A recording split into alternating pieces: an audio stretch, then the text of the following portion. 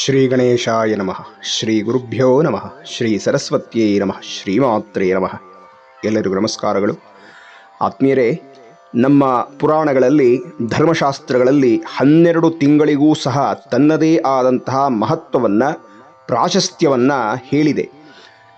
ಅದರಲ್ಲಿ ಬಹಳ ಮಹತ್ವವಾದ ಕೆಲವು ತಿಂಗಳುಗಳು ಅಂತ ಮಾಘ ಮಾಸ, ವೈಶಾಖ ಮಾಸ, ಆಶ್ವಯುಜ ಮಾಸ, ಕಾರ್ತೀಕ ಮಾಸ, ಶ್ರಾವಣ ಇದೇ ಮೊದಲಾದದ್ದನ್ನು ಹೇಳಿದೆ. ಅದರಲ್ಲಿ ಮಾಘ ಮಾಸ ಸ್ನಾನಕ್ಕೂ, ಕಾರ್ತೀಕ ಮಾಸ ದೀಪಕ್ಕೂ, ವೈಶಾಖ ಮಾಸ ದಾನಕ್ಕೂ ಮಹತ್ವವನ್ನು ಪಡೆದಿದೆ ಅಂತ ಹೇಳ್ತಾರೆ. ಹಾಗೆ ಈ ವೈಶಾಖ ಮಾಸದಲ್ಲಿ ಅನೇಕ ಪರ್ವಗಳಿದ್ದಾವೆ. ಮೊದಲನೆಯದಾಗಿ ಅಕ್ಷಯ ತೃತೀಯ ಅಂತ.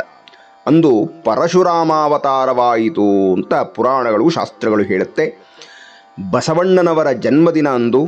ಅದಾದ ಮೇಲೆ ಶಂಕರ ಭಗವತ್ಪಾದರ ಅವತಾರ, ಅದಾದ ಮೇಲೆ ರಾಮಾನುಜಾಚಾರ್ಯರ ಅವತಾರ, ಮತ್ತು ಅತ್ಯಂತ ಸುಪ್ರಸಿದ್ಧವಾದಂಥ ಶ್ರೀ ನೃಸಿಂಹ ಜಯಂತಿ, ಬುದ್ಧ ಪೂರ್ಣಿಮೆ, ಪರಾಶರ ಸಂಹಿತೆಯ ಪ್ರಕಾರ ವೈಶಾಖ ಬಹುಳ ದಶಮಿ ಹನುಮಂತನ ಅವತಾರವಾಯಿತು ಅಂತ ಹೇಳುತ್ತಾರೆ.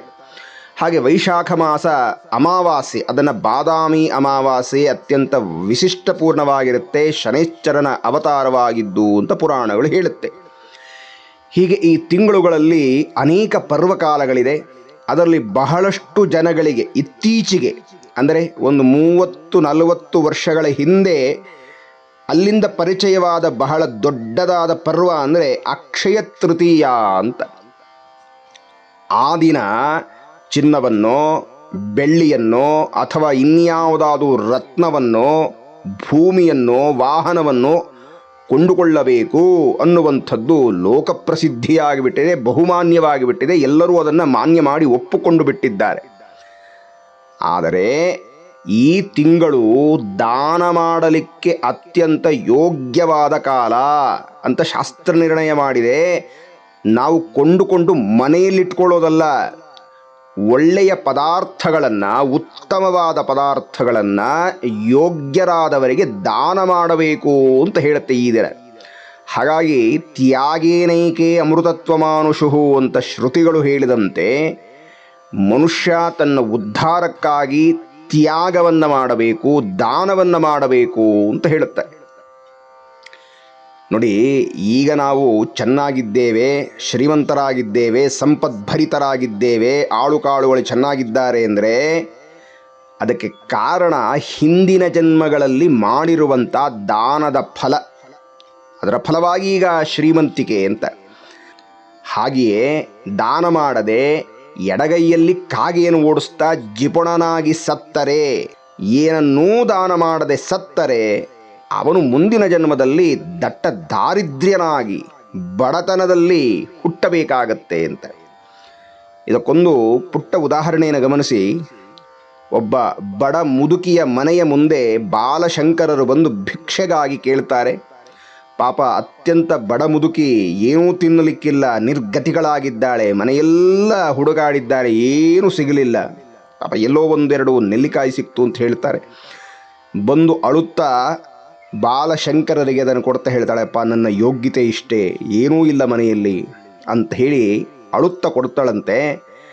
ಶಂಕರರು ಪಾಪ ಯೋಚನೆ ಮಾಡ್ತಾರೆ, ಯಾಕೆ ಇವಳಿಗೆ ಕೊಡುವ ಮನಸ್ಸಿದ್ದರೂ ಸಂಪತ್ತಿಲ್ಲವಲ್ಲ ಯಾಕೆ ಅಂತ ಹೇಳಿ ಕನಕಧಾರ ಸ್ತೋತ್ರವನ್ನು ಹೇಳಿ ಆ ಜಗನ್ಮಾತೆ ಮಹಾಲಕ್ಷ್ಮಿಯನ್ನು ಪ್ರತ್ಯಕ್ಷ ಮಾಡಿಕೊಂಡು ಆ ಲಕ್ಷ್ಮಿಯ ಜೊತೆ ಸಂವಾದ ಮಾಡ್ತಾರೆ. ಯಾಕಮ್ಮ ಇವಳನ್ನು ಬಡವಿಯಾಗಿಸಿದ್ಯಾ ಅಂತ. ಆಗ ಅಮ್ಮ ಬಹಳ ಒಳ್ಳೆಯ ಉತ್ತರವನ್ನು ಕೊಟ್ಟಳು. ಏನು ಮಾಡಲಪ್ಪ, ಇವಳು ಹಿಂದಿನ ಜನ್ಮದಲ್ಲಿ ಬಿಡಿಗಾಸನ್ನು ಕೈ ಎತ್ತಿ ದಾನವೇ ಮಾಡಲಿಲ್ಲ, ಸ್ವಾರ್ಥವಾಗಿ ಬದುಕಿ ಸತ್ತರೆ ಈಗ ನಾನು ಏನು ಕೊಡಲಿ ಇವಳಿಗೆ ಅಂತ ಅಮ್ಮ ವಾದ ಮಾಡುತ್ತಾಳೆ. ಇದು ಬಹಳ ಅದ್ಭುತವಾದ ಸಂವಾದ. ಆತ್ಮೀಯರೇ, ಈ ಕಥೆಯಿಂದ ಏನು ತಿಳಿದ್ವಿ ಅಂತಂದರೆ, ನಮಗೆ ಭಗವಂತ ಅವಕಾಶ ಕೊಟ್ಟಾಗ, ಶ್ರೀಮಂತಿಕೆಯನ್ನು ಕೊಟ್ಟಾಗ, ಸಂಕಲ್ಪಪೂರ್ವಕವಾಗಿ ಶ್ರೋತ್ರಿಯರಾದ ವಿಪ್ರೋತ್ತಮರಿಗೆ, ಉತ್ತಮರಾದ ಯಾಚಕರಿಗೆ, ಯೋಗ್ಯರಿಗೆ ದಾನವನ್ನು ಕೊಡಬೇಕು. ಉತ್ತಮ ಪಾತ್ರವನ್ನು ತಿಳಿದು ದಾನವನ್ನು ಕೊಡಬೇಕು. ವಂಚನೆ ಇಲ್ಲದೆ ಕೊಡಬೇಕು, ಯಥೇಚ್ಛವಾಗಿ ಕೊಡಬೇಕು. ಹಾಗೆ ದೀನ ದುಃಖಿಗಳು, ಅನಾಥರು, ಪ್ರಾಣಿಗಳಿಗೆ ಹೀಗೆ ನಾವು ಏನಾದರೂ ನಮ್ಮ ಕೈಯಲ್ಲಾದದ್ದನ್ನು ಯಥೇಚ್ಛವಾಗಿ ಕೊಟ್ಟರೆ ಒಂದು ಶ್ರೇಯಸ್ಸುಂಟಾಗತ್ತೆ, ಶ್ರೀಮಂತಿಗೆ ಅಭಿವೃದ್ಧಿಯಾಗತ್ತೆ, ಸಂಪತ್ತು ವೃದ್ಧಿಯಾಗತ್ತೆ, ಮತ್ತೊಂದು ವಿಶೇಷ ಗ್ರಹದೋಷ ನಿವಾರಣೆಯಾಗುತ್ತೆ ಅಂತ. ಹೀಗಾಗಿ ಈ ಅಕ್ಷಯ ತೃತೀಯದಂದು ಮಾಡಿದಂತಹ ದಾನ ಅಕ್ಷಯವಾಗತ್ತೆ. ಹಾಗಾಗಿ ಈ ದಿನ ವಸ್ತುಗಳನ್ನು ಖರೀದಿ ಮಾಡಿ ಮನೆಯಲ್ಲಿ ತಂದು ಭದ್ರಪಡಿಸೋದು ಅಲ್ಲ, ದಾನವೇ ಮಾಡುವಂಥದ್ದು ಈ ದಿನದ ಶಾಸ್ತ್ರಸಮ್ಮತವಾದ ವಾಕ್ಯ. ಹೀಗೆ ದಾನ ಕೊಡಬೇಕು ಅಂತ ಹೇಳಿ ವಸ್ತುಗಳನ್ನು ಕೊಡ್ತೀರಲ್ಲ, ಹಾಗೆ ಕೊಡುವಂತಹ ವಸ್ತುಗಳು ಶುಷ್ಕವಾಗಿರಬಾರದು, ಕೆಲಸಕ್ಕೆ ಬಾರದಂಥ ಅಪ್ರಯೋಜಕವಾಗಿರಬಾರದು, ಉತ್ತಮವಾದಂಥ ವಸ್ತುಗಳಾಗಿರಬೇಕು, ಯೋಗ್ಯವಾಗಿರಬೇಕು, ದೋಷ ಇರಬಾರದು. ಇಂತಹ ಉತ್ತಮವಾದಂಥ ವಸ್ತುಗಳನ್ನು ಯಾರಿಗೆ ಯಾವುದು ಬೇಕೋ ಅದನ್ನು ಕೊಡುವಂಥದ್ದು ಯೋಗ್ಯ. ಅದಕ್ಕಾಗಿ ತೈತ್ತರೀಯ ಉಪನಿಷತ್ತು ಹೇಳುವಂಥದ್ದು ಶ್ರದ್ಧಯಾದೇಯಂ ಅಶ್ರದ್ಧಯ ಅದೇಯಂ ಶ್ರಿಯಾದೇಯಂ ಹ್ರಿಯಾದೇಯಂ ಭಿಯಾದೇಯಂ ಸಂವಿದಾದೇಯಂ. ಆತ್ಮೀಯರೇ, ಶಾಸ್ತ್ರಗಳಲ್ಲಿ ಈ ಅಕ್ಷಯ ತೃತೀಯ ದಿನದಂದು ದಾನ ಮಾಡಬೇಕಾದಂಥ ಕೆಲವೊಂದು ವಸ್ತುಗಳನ್ನು ಹೇಳಿದ್ದಾರೆ. ಬಹುಶಃ ಇದು ಕೇವಲ ಶ್ರೀಮಂತರಿಗೆ ಸಾಧ್ಯ ಆಗುತ್ತೆ. ಏನು? ಸುವರ್ಣ ದಾನ ಮಾಡಬೇಕು, ರಜತ ಅಂದರೆ ಬೆಳ್ಳಿ, ಗೋವು, ಭೂಮಿ, ವಸ್ತ್ರ, ಹೀಗೆ ನಾನಾ ರೀತಿಯಲ್ಲಿ ಹೇಳಿದೆ. ಇದು ಶ್ರೀಮಂತರಿಗೆ, ಶಕ್ತಿ ಇದ್ದವರಿಗೆ, ಸಂಪತ್ತಿದ್ದವರಿಗೆ ಸಾಧ್ಯತೆ ಇದೆ, ಅದು ಅವರು ಮಾಡಬೇಕು. ಆದರೆ ಅತ್ಯಂತ ದುಸ್ಸರವಾದ ದಾರಿದ್ರ್ಯ ಬಡತನದಲ್ಲಿ ಇದ್ದು ಅಯ್ಯೋ ನನಗೇನೂ ಕೊಡಲಿಕ್ಕಾಗ್ತಾ ಇಲ್ವಲ್ಲ ಅಂತ ದುಃಖ ಪಡ್ತಾ ಇದ್ದರೆ ಅವರಿಗೆ ಸಾಧಾರಣವಾದದ್ದನ್ನು ಕೊಟ್ಟರೆ ಸಾಕು, ಅದು ಮಹತ್ತು ಅಂತ ಹೇಳ್ತಾರೆ. ಏನು ಕೊಡಬೇಕಂತಹವರೆಲ್ಲ ಅಂತಂದರೆ ಛತ್ರಿ, ಪಾದರಕ್ಷೆ, ಬೀಸಣಿಗೆ, ಮಡಿಕೆ, ನೀರು, ಮಜ್ಜಿಗೆ, ಪಾನಕ, ಕೋಸಂಬರಿ, ರಸಭರಿತವಾದ ಹಣ್ಣುಗಳು, ಎಳನೀರು, ಇದು ಬಡವರು ದಾನ ಮಾಡುವಂಥ ಯೋಗ್ಯವಾದಂಥ ವಸ್ತುಗಳು. ಇದರಿಂದ ಅಕ್ಷಯ ಫಲ ಅವರಿಗೆ ಸಿಗುತ್ತೆ ಅಂತ ಹೇಳ್ತಾರೆ. ಮತ್ತೊಂದು ವಿಶೇಷವಾದಂಥ ಚಿಂತನೆಯನ್ನು ಹೇಳ್ತಾರೆ. ಈ ತಿಂಗಳಲ್ಲಿ ಅಥವಾ ಅಕ್ಷಯ ತೃತೀಯ ದಿನದಂದು ಶಿವಾಲಯಕ್ಕೆ ಧಾರಾಪಾತ್ರೆಯನ್ನು ದಾನ ಕೊಡಬೇಕು ಅಂತ ಹೇಳ್ತಾರೆ. ಮತ್ತು ಹಾಗೆ ದಾನವನ್ನು ಕೊಡುವಾಗ ಆ ಯಾವ ದಾನದ ವಸ್ತು ಅಂತಿದೆಯಲ್ಲ ಅದರ ಮೇಲೆ ಹೆಸರು ಬರೆಸಬಾರದು. ಹಾಗೇನಾದರೂ ಹೆಸರನ್ನು ಬರೆಸಿ ದೇವಸ್ಥಾನಕ್ಕೆ ಮಠಮಾನಿಗಳಿಗೆ ಕೊಟ್ಟರೆ ದಾನದ ಫಲ ನಯಾ ಪೈಸಾ ಬರೋದಿಲ್ಲ. ಹಾಗಾಗಿ ಸ್ವಾಮಿಗೆ ನಿರಂತರವಾಗಿ ಅಭಿಷೇಕ ಮಾಡುವಂಥ ಆ ಧಾರಾಪಾತ್ರೆ, ಶಿವನಿಗೆ ಅಭಿಷೇಕ ಪ್ರಿಯ ಅಂತ ಹೇಳ್ತಾರೆ. ಹಾಗಾಗಿ ಆ ನಿರಂತರವಾಗಿ ನೀರು ಶಿವಲಿಂಗದ ಮೇಲೆ ಬೀಳುವಂಥ ಧಾರಾಪಾತ್ರೆಯನ್ನು ಆ ಶಿವಾಲಯಕ್ಕೆ ಕೊಟ್ಟರೆ, ತನ್ಮೂಲಕ ಅದರ ಮೂಲಕ ಅವರು ಆ ಅಭಿಷೇಕವನ್ನು ಮಾಡಿದರೆ ನಮಗೆ ಜೀವನದಲ್ಲಿ ಶಾಂತಿ ನೆಲೆಯಾಗುತ್ತೆ, ಅಕಾಲ ಮೃತ್ಯು ಹೋಗುತ್ತೆ ಅನ್ನುವಂಥ ಫಲಶ್ರುತಿಯನ್ನು ಧರ್ಮಶಾಸ್ತ್ರಗಳು ಹೇಳಿದೆ.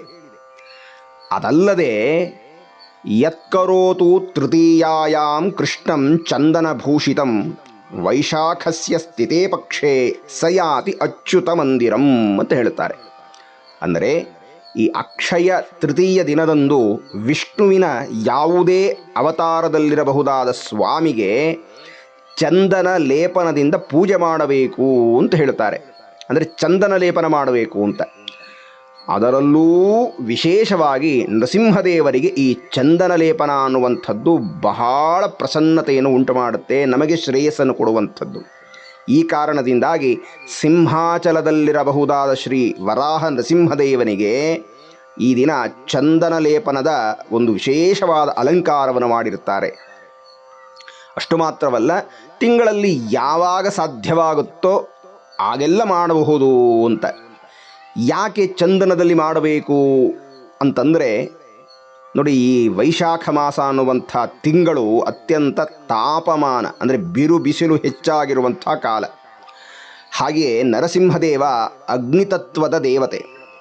ಹಾಗಾಗಿ ಈ ವೈಶಾಖ ಮಾಸದಲ್ಲಿ ಯಾರೆಲ್ಲ ಚಂದನದಿಂದ, ಏಕೆಂದರೆ ಚಂದನ ಅತ್ಯಂತ ಶಾಂತಿಯನ್ನು, ಒಂದು ರೀತಿ ಆಹ್ಲಾದತೆಯನ್ನು, ತಂಪನ್ನು ಉಂಟು ಮಾಡುತ್ತೆ.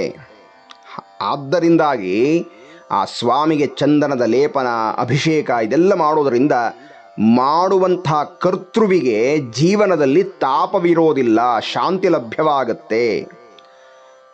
ಅದಲ್ಲದೆ ನರಸಿಂಹದೇವರಿಗೆ ಅಂತ ಮಾತ್ರ ಹೇಳಿ ನಿಲ್ಲಿಸೋದಲ್ಲ, ನಿಮಗೆ ಇಷ್ಟವಾದ ದೈವಕ್ಕೂ ಚಂದನ ಲೇಪವನ್ನು ಮಾಡಿ ಅಭಿಷೇಕವನ್ನು ಮಾಡಬಹುದು ಅಂತ. ಇನ್ನು ಮತ್ತೊಂದು ವಿಚಾರವನ್ನು ಹೇಳ್ತಾರೆ ಧರ್ಮಶಾಸ್ತ್ರದಲ್ಲಿ, ಈ ದಿನ ಮಂತ್ರಾನುಷ್ಠಾನ ಮಾಡುವಂಥದ್ದು ಬಹಳ ಶ್ರೇಯಸ್ಸು. ದೇವರ ಪೂಜೆ, ಜಪ, ತಪ, ಹೋಮ ಇದನ್ನೂ ಮಾಡಬೇಕು. ಇದೆಲ್ಲ ಮಾಡುವುದೆಲ್ಲ ನಮಗೆ ಅಕ್ಷಯ ಫಲಗಳೇ ಕೊಡುತ್ತೆ.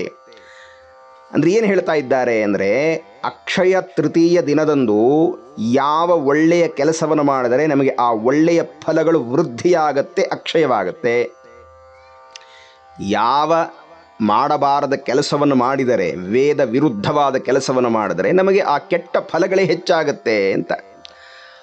ಹಾಗೆ ಈ ಅಕ್ಷಯ ತೃತೀಯ ದಿನದಂದು ನಮ್ಮ ಮನೆಯಲ್ಲಿ ಇರಬಹುದಾದ ಶಿವಲಿಂಗಕ್ಕೆ ಆಗಲಿ, ವಿಷ್ಣು ಸಾಲಿಗ್ರಾಮಕ್ಕಾಗಲಿ ಅಥವಾ ಇನ್ಯಾವುದೇ ದೇವತೆಗಳಿಗಾಗಲಿ ಏನು ಮಾಡಬೇಕು ಅಂದರೆ, ಒಂದು ತಾಮ್ರದ ಪಾತ್ರೆಯಲ್ಲಿ ಶುದ್ಧವಾದ ಜಲವನ್ನು ಶೇಖರಣೆ ಮಾಡಿ, ಗಂಧ ಮಿಶ್ರಣ ಮಾಡಿ ಅದರಲ್ಲಿ ದೇವತಾ ವಿಗ್ರಹವನ್ನು ಇಡಬೇಕು ಬೆಳಗ್ಗೆಯಿಂದ ಸಂಜೆಯ ತನಕ.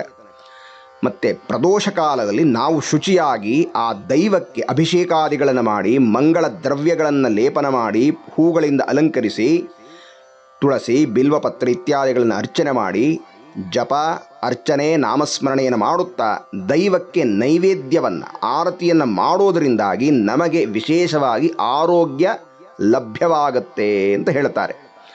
ಹಾಗೆ ಬೆಳಗ್ಗಿನಿಂದ ಸಂಜೆಯ ತನಕ ಯಾವ ಜಲದಲ್ಲಿ ಭಗವಂತನನ್ನು ಇರಿಸಿರ್ತೀರೋ ಅದೀಗ ತೀರ್ಥವಾಗಿರುತ್ತೆ. ಆ ತೀರ್ಥವನ್ನು ಮನೆಗೆ ಪ್ರೋಕ್ಷಣೆ ಮಾಡಿ, ನಾವು ಪ್ರೋಕ್ಷಣೆ ಮಾಡಿಕೊಂಡ್ರೆ ನಮಗೆ ದುಷ್ಟಬಾಧೆ ಇರೋದಿಲ್ಲ ಅಂತ ಹೇಳಿದ್ದಾರೆ. ಮತ್ತು ಈ ದಿನ ವಿಶೇಷವಾಗಿ ಯಜ್ಞ ಕಾರ್ಯವನ್ನೂ ಮಾಡಬೇಕು ಅಂತ.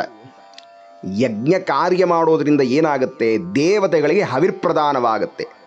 ದೇವತೆಗಳು ಹವಿಸ್ಸನ್ನು ಸ್ವೀಕರಿಸುವುದರಿಂದಾಗಿ ಅವರು ಪ್ರಸನ್ನರಾಗಿ ನಮಗೆ ಕಾಲಕಾಲಕ್ಕೆ ಮಳೆ, ಬೆಳೆ ಇತ್ಯಾದಿಗಳು ಆಗುತ್ತೆ ಅಂತ. ಇದನ್ನು ಭಗವದ್ಗೀತೆಯ 3ನೇ ಅಧ್ಯಾಯದಲ್ಲಿ ಕೃಷ್ಣ ಬಹಳ ವಿಸ್ತಾರವಾಗಿ ಚರ್ಚೆಯನ್ನು ಮಾಡಿದ್ದಾನೆ.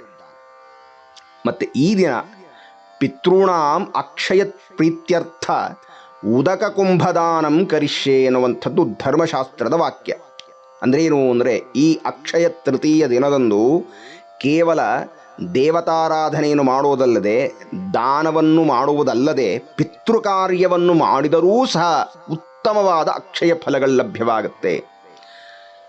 ಈ ದಿನ ನಮ್ಮ ಪಿತೃಗಳಿಗೆ ಶ್ರಾದ್ದ ಹಾಗೆ ತರ್ಪಣಾದಿಗಳನ್ನು ಕೊಡೋದರಿಂದ ಪಿತೃಗಳು ತೃಪ್ತಿಯಾಗದ್ದಲ್ಲದೆ, ಯಾರು ನಮ್ಮ ಹಿರಿಯರಿರ್ತಾರೆ ಪಿತೃಗಳಾಗಿ ಅವರಿಗೆ ಅಕ್ಷಯ ಲೋಕಗಳನ್ನು, ಪುಣ್ಯಲೋಕಗಳನ್ನು ಲಭಿಸುವಂತೆ ಅನುಗ್ರಹ ಮಾಡ್ತಾರೆ.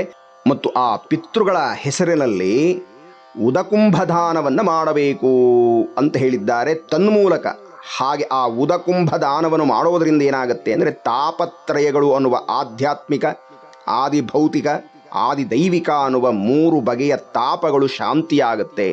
ಕರ್ತೃವಿಗೆ ಅವನು ಸುಖವನ್ನು ಅನುಭವಿಸ್ತಾನೆ ಅಂತ ಹೇಳಿದ್ದಾರೆ. ಹೀಗಾಗಿ ಆತ್ಮೀಯರೇ, ಈ ಅಕ್ಷಯ ತೃತೀಯ ದಿನದಂದು ಹಾಗೆ ವೈಶಾಖ ಮಾಸದಲ್ಲಿ ನರಸಿಂಹದೇವರ ಆರಾಧನೆ, ಪೂಜೆ, ಆ ಚಂದನ ಲೇಪನ ಇವೇ ಮೊದಲಾದಂಥದ್ದು ಮತ್ತು ದಾನ, ಹಾಗೆಯೇ ಪಿತೃಪೂಜೆ, ಪಿತೃತರ್ಪಣ ಇದನ್ನೆಲ್ಲ ಮಾಡುವುದರಿಂದ ನಮಗೆ ಉತ್ತರೋತ್ತರ ಅಭಿವೃದ್ಧಿ ಆಗುತ್ತೆ, ಶ್ರೇಯಸ್ಸಾಗುತ್ತೆ, ಅಕ್ಷಯ ಫಲವಾಗುತ್ತೆ ಅನ್ನುವ ವಿಚಾರವನ್ನು ಧರ್ಮಶಾಸ್ತ್ರಗಳು ಹೇಳಿದೆ. ಹೀಗಾಗಿ ನಾವೂ ಸಹ ಈ ಅಕ್ಷಯ ತೃತೀಯ ದಿನದಂದು ಭಗವದ್ ಆರಾಧನೆಯನ್ನು ಮಾಡಿ, ದಾನ ಧರ್ಮಾದಿಗಳನ್ನು ಮಾಡಿ ನಾವು ಆ ನರಸಿಂಹದೇವರ ಕೃಪೆಗೆ ಪಾತ್ರರಾಗೋಣ ಅಂಥೇಳಿ ಪ್ರಾರ್ಥನೆಯನ್ನು ಮಾಡುತ್ತಾ ಸ್ವಸ್ತಿ.